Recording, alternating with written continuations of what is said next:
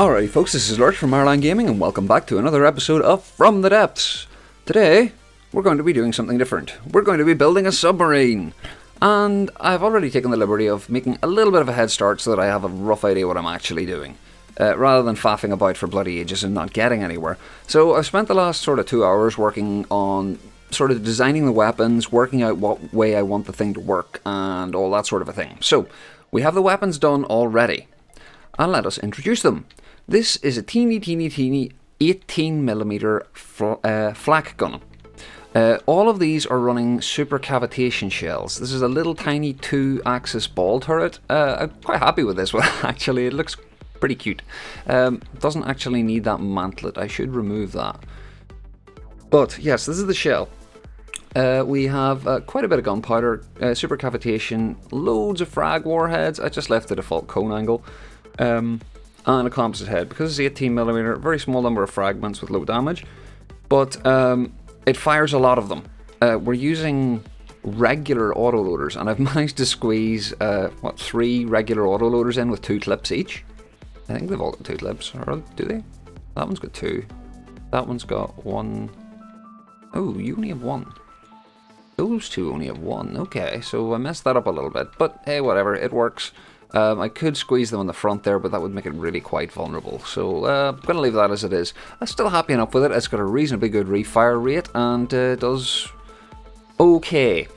Now, the trouble with advanced cannons underwater is super cavitation rounds have a 90% penalty to the or a 10% penalty to the speed still. Where are they? Let's find the super cavitation rounds so we get the tooltip up. The super cavitation base removes 90% of the slowdown due to water, but it doesn't remove all of it. And the AI doesn't compensate for this difference, which is a real pain in the ass at range. So these things are only really effective at short range or high angles. So if you're really deep below the target, it makes it easier to hit because of the way the slowdown works. And if you're closer to the target, it's also a lot easier to hit because the bullets don't slow down as much and don't deviate as much from their chosen angle. So these things are only going to be useful at close range, and that is going to be sort of taken into account in the design of the submarine. So I want it to be fast and sleek and, you know, get to underneath its target at a pretty low altitude as quickly as possible. So yeah, we have that. Now, that is the little ball flak turret. Pretty happy with it. This is a 83mm AP minigun with super cavitation rounds. Let's have a look-see at this and shrinky everything down to see the Tetris. It's not really terribly complicated. It is symmetrical. There's 5 autoloaders, and I've got 5 barrels to account for this, and 2 clips on each autoloader. I'm going to be making this whole build available on the workshop so you can go and have a dig in the cannons yourself and see how they work. But yeah, that's this guy. I haven't balanced them hugely effectively, but I have spent a bit of time designing them so that they're not completely rubbish. It's got two coolers. It's not very much, but it's just enough to push the reloads or the cooldown down enough so that I take advantage of all of my autoloaders' maximum reload speed. So doesn't push the value up too high, but you know, those 2 little coolers help out a wee bit. I'm also using a, what do you call them? Elevation mantlet. One of the smaller ones. I think it's an elevation mantlet. Yes, it is. Good. I didn't mess that up. These are going to be mounted sideways on the vehicle so that they can rotate up and down, and then the elevation mantlet should be able to give it a little bit more access of fire. It does mean that we're going to have to stay, you know, pointing directly at our target the whole time, but it's just something to take into consideration when we're setting up the AI. This third section is the Torpedo Array. At the top we have a full rake of EMP missiles, 3 fins, loads of torpedo props, 1 fuel tank ballast, and 5 warheads with TPG and a sonar. We've got ejectors in there as well. There's 1 ejector for each launch pad, and this is exactly the same as this missile, only with frags instead. They're all 15-degree frags. Nothing very exciting, but pretty powerful torpedoes and work very well, and I'm quite happy with this turret. I think it looks really good. Yeah, so that's the turrets. Let me show you what I have done so far. Actually, sorry, I forgot to show you the shell here. This is the AP shell that I'm using. It is a 80mm, give or take. We have a bunch of gunpowder, super cavitation, one solid, and a bunch of sabots. The sabots are to increase the armor pierce value, and we want to be over the armor pierce value with this because the shell's actually going to be firing at a lower rate, a slightly slower, so it's going to have less damage. So you really want to push that little bit of extra damage just to get, you know, up to that 20 AP. Because it's shooting at the underside of hulls, it should be in most cases pretty good, but in testing, it turns out that the white flares now have shielded the underside of their hulls quite extensively, so these aren't really going to be that useful in the campaign possibly, but we'll see how the whole build turns out. So let's have a look at what we've done so far. Where are you? Now, this is called the Indy. The Indy is after a dog, and it's in commemoration of a video I seen not that long ago that one of the subscribers posted me. Rex Buchanan posted a really cool video of, well, it's not cool. Cool's just the wrong word for it, really. One of his mate's dogs got attacked, was paralysed down one side of its body, and it was a pretty heartfelt video about, you know, the recovery. Sadly, the dog has since passed away, and this build is in commemoration to Indy. Now, the intention for this build is to actually use this part as a submarine and then repurpose the same hull into an aircraft, and that's in another commemoration. And we'll see that in the next episode. So I'm going to do the submarine, or as much as possible in this episode, and then we're going to tear some of the bits out and rejig it so that it works in the air as well. That will probably be in a future episode. So I have waffled for long enough, so let's get the hell on with this and start building stuff.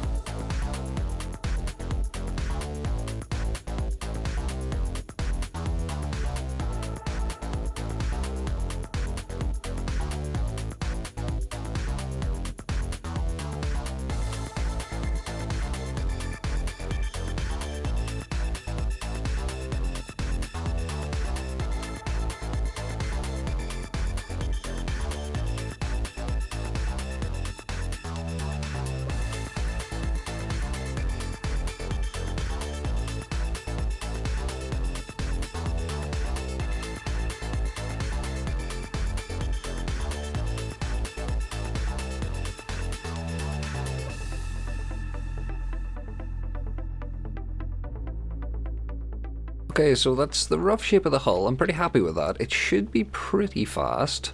I might turn some of these bits into 2-meter slopes or corners just to speed it up a little bit, but it depends how much thrust we can put on.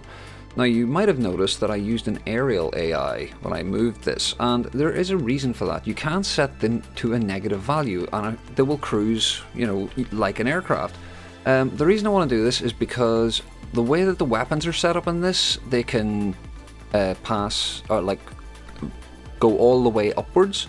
So we want it to be going directly below the target, and I think the aerial AI will be better for this than the naval AI, just because of the way it works. So in this case, I've got the angle deviation before turn start. I want that to like 5 degrees, and that's going to be how it, it before it yaws to turn. The angle deviation before we roll to turn, I've set to 180, and I've set it to 0, most extreme roll. So we're setting it so that it can't roll at all. Never rolls at all, and that means that we can just use the yaws to turn. And basically the only thing I'm using this for is to control the turning and what path it's going to follow, and the altitude and the pitch and all of the other things are going to be controlled by PID controllers and hydrofoils. So we have the cruising altitude set to -100 and the minimum altitude set to -100. Unfortunately, you can't like reverse this for underwater vessels, because if you set the minimum altitude any higher, it brings the cruising altitude up as well. So I'm just going to set those down to -100. That should be low enough in most cases, but it's going to need some sort of terrain avoidance ACB to actually control it and make sure it doesn't crash into the ground, because that's a very real possibility with this setup, and that is a problem with using the aerial AI. But we should be able to work around it if we're clever. We actually have quite a bit of room back here. I'm trying to work out just exactly what we have left to do. I need shields, obviously. We've kind of skipped a lot of the build by having the weapons built already and placed, which is actually probably a good way to speed up any build of your own, I guess. You know exactly what it's going to do. I had most of this planned out in my head beforehand. I didn't know what shape it was going to be, but I'm pretty happy with this whole shape. I think it looks okay. We'll see what it looks like when it's painted later on. For now, I think I'm going to cut and do some fiddly bits. I have to work out exactly where I want the hydrofoils. I think I want them to go down here along the side of this. If we find our center of mass, it's actually here quite far forward. So I'm not sure. Well, we can get a couple of hydrofoils there. That might be enough to control the altitude. Maybe not. We shall see. I will work out just exactly what I want to do with these. Anyway, I could actually use a thruster under the center of mass, or not a thruster, a propeller under the center of mass, and control that with a PID controller for our altitude control, because they can reverse as well, so you can do both with them. It's kind of handy, without having to have one on the top of the ship as well. But anyway, yeah, I'm going to cut here. I'm going to do some fiddly bits, and I'll bring you back and talk about the fiddly bits. Okay, most of the fiddly bits are done. Hooray! So let's talk about them. The propulsion on the back here, I just went with an absolute boatload of propellers. Lots of propellers. Unfortunately, I've realised now since adding all of these that I am low on power, and those 2 mules that I have are just not going to be enough. We've also got some steering props here on those sides. Just went with huge ones for funsies. We have 3 altitude propellers on the bottom here, and these are balanced with the center of drag, actually. These 2 are under the center of mass, but I had to put this one here, otherwise it went nose up whenever it was changing altitude, which was a bit screwy. We have some hydrofoils. These little 4 hydrofoils on either side are controlled by a PID controller, and that sorts out our pitch. So we have hydrofoils for pitch, we have propellers for altitude, and we have propellers for yaw. So that's everything covered. It can move and do all that sort of jazz. So let's have a look at the PID settings. I did actually have to go back to a naval AI because I couldn't get the aerial AI to do what I wanted. I had to use an ACB to force the drive fraction and all those sort of things. So for now, I'm just going to stick with a good old-fashioned naval AI. Now, these settings... Enter broadside. I want the broadside angle to be 0 and just drive straight underneath it. Broadside minimum range 0. Approach distance, I always set that higher. Turning circle, I'm not sure what the turning circle is. Depth requirement 120. Just to be on the safe side. I have reverse disabled because it'll do screwy things otherwise. Enter broadside below this range. Well, all ranges. Like 2000, and never leave broadside. So it'll go under, try and turn around and shoot it. Yeah, that should work. So we have AI. This is which one's this? Pitch hydrofoil. Just pretty simple settings. Got it set so that it would work. Just fiddled with them for a few seconds to get it working. Basically, up the gain. That was all it really needed, and that thing keeps our ship nice and steady at 0 degrees. It could be sort of finer tuned, but I like to have the little bit of wobble in it. This is the altitude setup. This is another general purpose PID. These aren't the ones in the AI menu, they're the one in the control menu. It's got very high gain set and low derivative. This is to allow a little bit of uppy downy bounciness whenever it's in its altitude. You see we've actually got a steady state error there. That means that it can't actually achieve the altitude, and if I set this down to something like 5 seconds, no, 2 seconds or so. Here we go, it's trying to do something now. So that'll do a better job of keeping our altitude in play. And it'll give us a bit of an oscillation as well, which is kind of nice. But it's good, yeah. Yeah, that works. I like that. I also did the cheeky old trick of just using jet stabilizers for roll control. I could use propellers, but at the same time they interfere with the altitude PID a little bit. So I'm not going to do that. For now it seems to be running pretty well, and what it really needs next is a new engine, or at least another one, so that I can have room for a couple of shields. This is going to be a tight squeeze, but I know this will fit in here. Because this thing is 4 by 4 by 3 by 2, if I remember correctly.